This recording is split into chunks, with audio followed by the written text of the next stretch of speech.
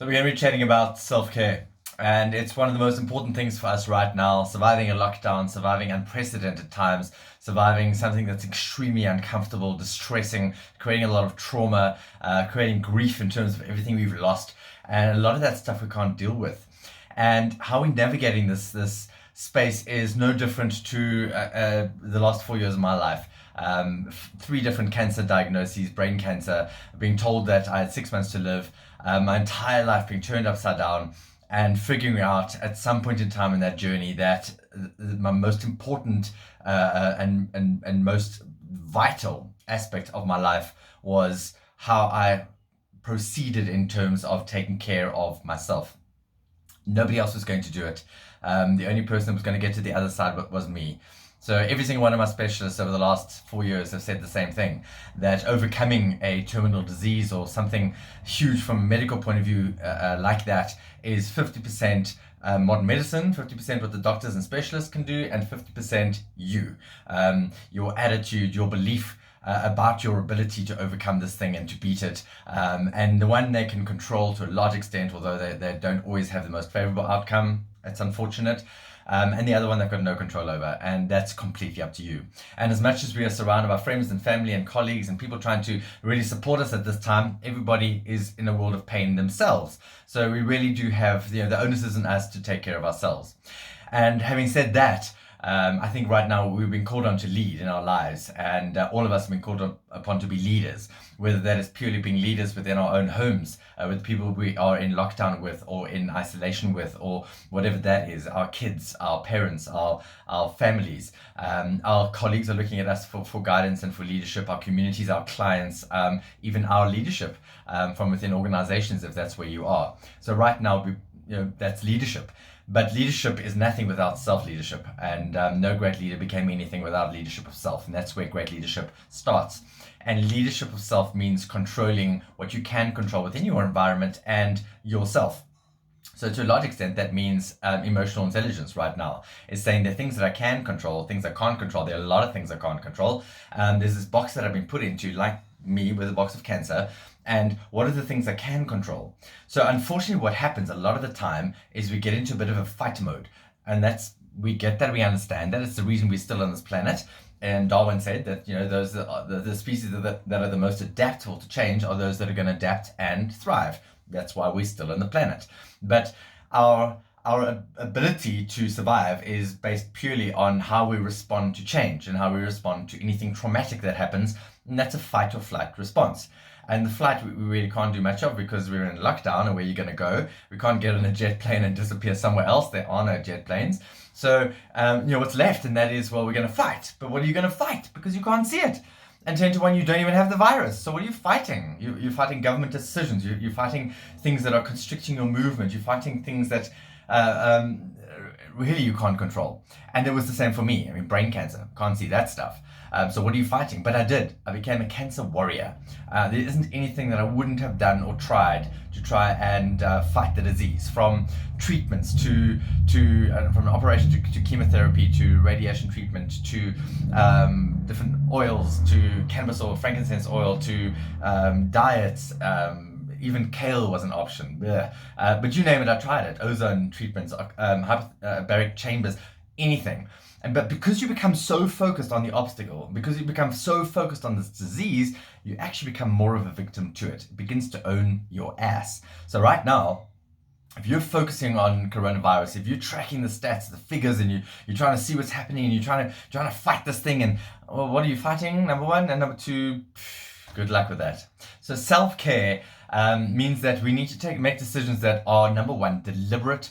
They're intentional. What are the things that we can deliberately and intentionally do to practice self-care? And I like using the term practice self-care because practice is like an action. We practice football, we practice the piano, we practice reading skills, it's practicing things that are actions, things that we can get better at. And self-care is definitely one of those. Practice actions. What are those actions? So I think it's very important that we look at ourselves holistically from a self-care point of view, that we look after ourselves mentally, and there are a couple of things that we can do around that. I'm going to make some suggestions, that we make good choices around health, You see, choice is one of the words I've written up there. We can try and navigate our expectations. And then very, very importantly, from a self-care point of view, is that we get out of this place of feeling like we're a victim. That's extremely, extremely important. So it's impossible when somebody tells you that you've got brain cancer and they tell you that you're going to die. It's impossible not to feel like you're a victim. It's impossible for us right now not to feel like we are victims of COVID-19, that we are not victims of Cyril and the council, all of the decisions that they're making and whatever they are, and a lot we don't agree with because. But here's the thing: most of those rules weren't written for you and I. If you and me, if you're watching this video right now, you're one of most of the rules are not written for you because we are privileged as much as we don't feel like it a lot of the time, especially now. Our freedoms have been removed. A lot of us don't feel privileged because we've lost income, myself included. We've lost jobs, we've lost businesses, and that doesn't feel like privilege at all, does it? So it's a space of feeling like you really are a victim. And one of my favorite quotes is Naomi Judd, and she said, "You can only ever be a victim once, thereafter you're a volunteer." Wow, that's big. It's really hard not to be a victim of cancer. It's really hard not to be a victim of where you are at right now. But self-care says that intentionally, at some point in time, we need to decide, need to make a conscious choice that we no longer are going to be a victim of this thing. And then that's a moment normally of acceptance. And all of us are somewhere along that change cycle. And the change cycle is the shock, the denial, the disbelief, the bargaining, the anger. It's the depression. I mean, if any of you listening to this that haven't had some moments of deep depression throughout the last 6 weeks, wow, that you got a good life. But it doesn't matter how great your life is, at times I'm pretty much guaranteeing that you're feeling there's some dark times. And then the acceptance, and then from the acceptance, it's the ultimate looking for meaning. Man's search for meaning. What's the meaning in the coronavirus? Humanity, really? And then just when we're feeling like, we're connecting as humans, there's some meaning behind this, we get another decision and bam, we're back into the anger and the shock and the denial, and wow. So self-care, as you can see, is incredibly, incredibly important. So my moment of clarity came my cancer journey, where I realized how important it was that I practice self-care. It was my daughter, my eldest daughter. She was 10 at the time. I was having a really bad day, and this is not the place to tell the story, but it's an amazing story.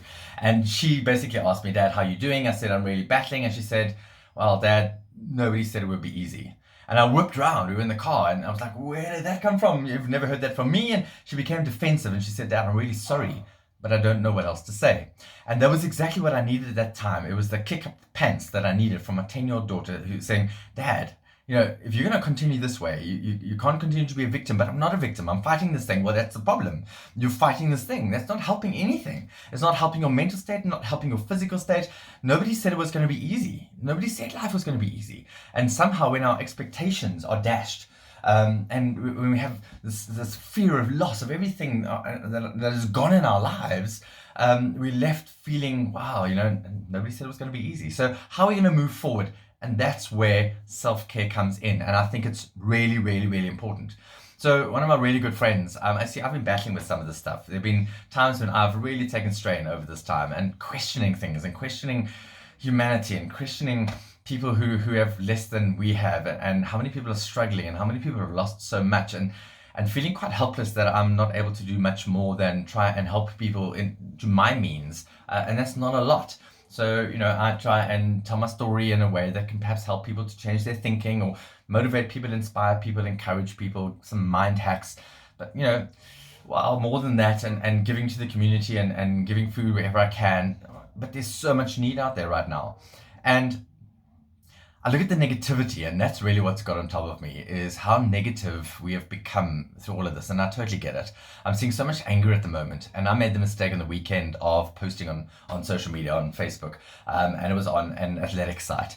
And it was my own stuff. I was feeling negative because it was weekend. I wasn't busy. I was thinking, when is this going to end? When am I going to get a live audience again? When am I going to feel some sense of normality? And like you, I've been battling with a normality, and we've got this idea if we could just go back to what it was, the normal, or we're going somewhere, it's going to be the new normal. But for goodness sake, we're not here. This is not where we want to camp. We want to be in the new normal or back to the old normal, but we don't want to be here.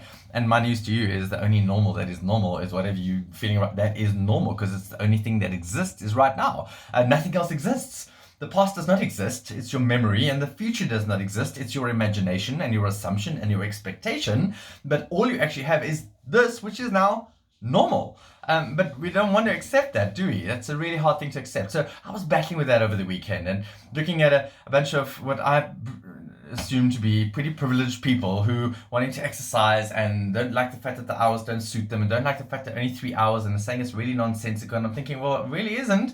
Go to your local township or informal settlement and imagine saying to all those people there you can exercise any time of the day. How are you going to police that? It's just going to be a free-for-all. That is what it is.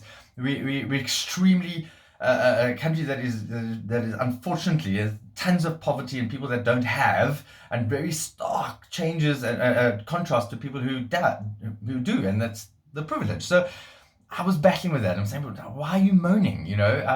Wow, look at it from my perspective, how amazing it is to be alive and to be able to exercise. But I mean, I get that that's my stuff. And I was essentially moaning about other people moaning, and that's so nonsensical. And people called me out on it, but I got so much negativity back because I put negativity out there. But I was left questioning. And my good friend Mike Stopforth said the following thing to me, and we've been chatting quite a lot and trying to help each other, and he's helped me a hell of a lot. And he said to me, Richard, at the end of the day, people see what they want to see, and people believe what they want to believe. And that's it. It's always been that way, and it's pretty much always going to be that way. So I think there, again, was this whole thing, okay, self-care, Rich, get back to self-care, and maybe I can help you out because it's tripped me up a little bit because I've lost my way a bit over the last week. So you see what you want to see. The news that you read is the news that you want to read, and you choose the articles that you want to read, and you choose to believe what you read in them that you want to believe, and the things you don't want to believe, you're like, nah, or you don't want to read that stuff because it isn't what you think. So all of those things are choices. And I think it's time for us to make healthier choices. So I'm going to get right back straight into my list. And the first one on my list, let's just go straight there, is the news. Stop reading the news. Stop listening to the news. Stop following the news. What are you doing? You're only looking at what you're choosing to look at. You're seeing what you choose to see. You're believing what you want to believe. And none of that stuff is good for you, is it? So stop with the news. The next thing I'm going to say, and I learned that this weekend, is social media. Stop with that. Get off there as much as you can. Or at the very least, pick and choose who you interact with. Pick and choose who you interact with on Twitter. Twitter can be awful. Pick and choose who you interact with on WhatsApp groups. I've taken myself off every single WhatsApp group I can possibly take myself off because that stuff's not good for me. There are people sharing things about it's negative stuff, and it's did you hear this story, and did you hear that story, and this announcement and that announcement, and fear and panic and wow, I don't need that in my life. So I've taken myself off that stuff. I'm trying to read as little as possible. Don't have the news on in the background. Stop with that stuff. So the social media as well. Try and control that as much as you possibly can. So a far more beneficial thing to do from a self-care point of view is to journal. Journaling's amazing. Even if you choose to journal, just one thing. Every night before you go to bed, the 3 best things about your day. And not on your phone, not on a digital device. Put that stuff away. We'll get to that just now. But write it. And that's the most amazing thing, is when you're writing, you're using so many different senses. It's your sight, it's your hearing, you can hear, you can feel, you can smell the ink. It's extremely tactile. It's amazing reinforcement of positive things. So even if that's all you wrote, that's all you journaled, nothing more than the 3 best things that have happened to you today. And I know there's some days where it's really hard. The days like, I woke up this morning. That was good. Let me journal. I wrote up this morning. Look, I'm writing this. It could be whatever it is. But just write. Get that stuff out. And it's an amazing way of putting things out there. Maybe write down some of your fears from a journal point of view. These are my fears. These are the things that are unknown. These are the things that are uncertain. And write those all down. Then put a line down and figure out how you might respond if that stuff actually comes true. Again, another one of my all-time favorite quotes is Mark Twain, or was attributed to him anyway. And he purportedly said, I've suffered some terrible things in my life, some of which have actually happened. So how many of the things that we worry about, stress about, fear for in the future actually come true? And not that many of them. So write that stuff down, and how would you handle it if it did? So journaling, I think that's a really, really good thing. So I said I'd come back to this, and that's the phone. Put away your phone. I'm really bad at this one. And my partner, Deborah, I think she feels that she's in competition with my phone, and right now my phone is winning. And I know it's because I've got this fear of income, and I'm trying to rebuild a business, and everything happens on my phone, and trying to stay in touch with people and asking them, how can I help you? And I'm building my business around that statement, how can I help you? And feel like I'm needing to be on the phone all the time, and I'm trying to use social media to my advantage, but actually it's too much. And the problem with that is I'm kind of always there. So I think I've got screen fatigue, and I think it's messing with me. I'm battling to sleep, and that's the next one. So put the phone away and sleep. I was thinking about this today, and thinking about putting a talk together, and I actually don't think in the last 6 weeks that I've had a good night's sleep, uninterrupted sleep of 7 or 8 hours. In fact, I know I haven't. And I know that's messing with me, and I know it's stress, and I know it's pressure, and I know it's because I'm working extremely hard, and my head is busy with things all the time.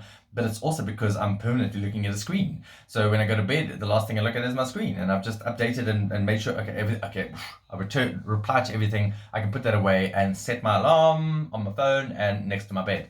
I know that's not healthy. I know it's not self-care, and I know it's not helping me to sleep. So very important that you do that. Then I think another thing, is to get rid of stuff. So is to declutter. So that Japanese lady, Marie Kondo, and talks about decluttering. And throughout the cancer journey, every time the cancer came back, I went through this hectic getting rid of stuff. And the excuse was valid. How much stuff do you need if you're dying? And I need to kind of get my affairs in order and try and not leave a mess for the people. And the question, how much do you need when you're dying? Well, not a lot, right? And the same question is, how much do you need if you are living? Why is it any different? Same thing. But the incredible thing is we hoard stuff, we keep stuff. They're boxes of things that you've got somewhere that are stuff in them that you want to keep. And what she says is anything you haven't used in the last 12 months, put it in a big pile somewhere in your house. I want you to hold every single item and say, does it bring me joy? And if it doesn't feel like it elicits this feeling of joy, I want you to toss it, but not before you say, thank you for your service. There are times I hold my kids like that. Does it bring me joy? Thank you for, okay, just kidding. But what that does, it frees us up. Even if you're not actively thinking about this thing, it's sitting in your subconscious, that thing that's in a corner somewhere, in a garage somewhere, and it weighs you down. That stuff weighs you down. So what an incredible opportunity, self-care, get rid of everything that doesn't serve you. Wow, that's a very powerful statement. Get rid of anything that doesn't serve you. Does the news serve you? No. Does your little phone screen serve you all the time? Absolutely not. Do the WhatsApp groups serve you? No. Does social media serve you? Well, some people will keep them, the others, let's get rid of them. Thank you for your service. So then I think in terms of pacing yourself, that's important. I'm battling with that. I'm finding that I'm working harder than I've ever worked in my life. I'm expending so much energy because being on platforms like this takes a lot of energy, and being in Zoom meetings and trying to read normally in a room we're used to reading people and reading people's responses, we can take in everything, and now we're having to read through a screen. We can't really see because somebody's eating their breakfast still, and their hair's in something because that they haven't been to a hairdresser for the last couple of months, and is it even you? Wow, it's a lot of grey through those roots there. Okay, I'm kidding. Well, I'm not really. I mean, mine is showing. So, we're having to work really hard at that stuff. So take time out. It's really, and pace yourself. And the pacing yourself is very, very important, and taking time out is even more important. I posted a video the other day, and I used my 14-year-old, she's now 10, McKinnon, she's now 10, she was 10, she's now 14, and I used her coffee mug, which is, I'm surrounded by idiots. Because unfortunately, when you don't take time out, you start to think that everybody else is an idiot. They're frustrating you, they're angering you, they're irritating you, they're all idiots. When actually the only idiots are the ones that reside in here, because all those idiots are a figment, because your place is a place of I can't take anymore. Take time out. And then on the back of that is seek solitude. So important, especially with the lockdown. Those of you who haven't been able to go back to work, like me, is a lockdown with 4 people in this house, and sometimes it's like, geez, can I just have some space, please? So Deborah, my partner, is cleaning the house a lot of the time, and she puts earphones in, and she's busy doing her thing. Just make sure the vacuum cleaner is switched on, otherwise you might vacuum the whole house, and you might not have heard that it's not on. But apart from that, that's a great time. I love it that she does that. But one of the other things she does from a solitude point of view is she goes to the roof. We're in a flat roof house, and she goes up there and basically says, please don't follow me. She's needing some time alone. And I totally respect that. I'm working really hard in the study. The door's closed most of the time. I'm busy doing this kind of thing, recording, speaking to people. And as much as I feel like that is solitude, it isn't, because I'm busy engaging with people all the time. So I'm also needing some of that. If you can't get out of the environment, if it's really small, just go and sit in your car for a while. You don't have to drive anywhere, just sit there. But seek solitude. Take time out, seek solitude. Just refresh. Spend the time trying to be quiet. That's really important. And then another one that's very valuable is, if you haven't done this already, is build a routine. One of the most powerful blogs that I've heard or read throughout this entire time is one written about the story of Christophe Del Dique, who used to be a submariner, and he spent 20 years of his life in a submarine, 8 weeks at a time with 50 other people. And not like here, where I can look out the window and like, oh, it's sunny and the sun's shining, and look at the trees, they're losing their leaves, and isn't that great? Looking outside, oh, it's water, and it's dark water. I don't know if it's night or day, it's just dark. And you don't even know. I mean, imagine that for 8 weeks at a time. And his advice is that account for your time, that a routine is absolutely vital. It's the only way that you're going to survive this thing mentally. It's the only way you're going to survive it emotionally, is a routine. So every single minute of every day was accounted for, and 4-hour shifts of various things. And the next thing he says is, on the back of that, as soon as you've got free time, you get into your head and you start to overthink. And that's what I do. I'm really bad like that. I start to overthink, and then I get negative, and I'm like, oh man, and then it just breeds. So what he says is, account for your time, and don't do the same thing at the same time every day. So don't have a routine that's doing the same things every single day at the same time. You're going to battle with that. Mix it up. Do different things at different times. That was his advice, and I think it's amazing advice. So that's build a routine if you haven't already done that. And then gratitude. So it doesn't matter how dark it feels right now. It doesn't matter how much you're battling. There's always something that you can be grateful for. And that attitude of gratitude, I know it sounds like a platitude. It sounds like but it's so true. And I learned that in my life, that even the times when I genuinely felt like cancer was going to get me, that I was dying, that I was really battling health-wise and I was struggling. I'm divorced. I've got my girls one week, and their mom has them the other week. And just the weeks that my girls were with me in the house, same house as me, that is a feeling of happiness. So it doesn't matter how bad things are. What is that feeling of happiness? And happiness is very often very similar to gratitude. I'm grateful for the fact that I'm in a house over my head and my girls are in my house with me. Wow, how do I feel I feel happy. I feel happy about the fact that I can be making their school lunches while they're having breakfast in the morning and spending some time just chatting. Wow, I'm grateful for that time. I'm grateful that they're in the house. I'm grateful that I've got things to feed them with. I'm grateful that I can give them things that they want. How does it make me feel? Wow, I feel happy. What are the things that make you feel happy right now, where there isn't a destination attached? Nothing has to happen. You don't have to get out of lockdown to feel happy. You don't have to get cigarettes again to feel happy, or alcohol again to feel happy. That'll make me feel happy, but until then, I can feel happy about other things. We are brewing our own pineapple beer, and the first batch wasn't so great, but I'm grateful for the opportunity to learn from those failures and to do it better the next time, and that'll make me happy. So that's all cool. What are those things that you can make that will make you feel happy right now? So that's my list to you. I think, does it serve me is the biggest question we should be asking right now. Do my thoughts serve me? Does my energy serve me? You are the chief energy officer of yourself, and the leadership role that you play is the CEO role, chief energy officer. And energy is contagious. It's more contagious than the virus. So be careful of that energy. And self-care is the emotional intelligence to understand how you are emotionally responding to the things that you can't control. And how is that impacting on the other people around you?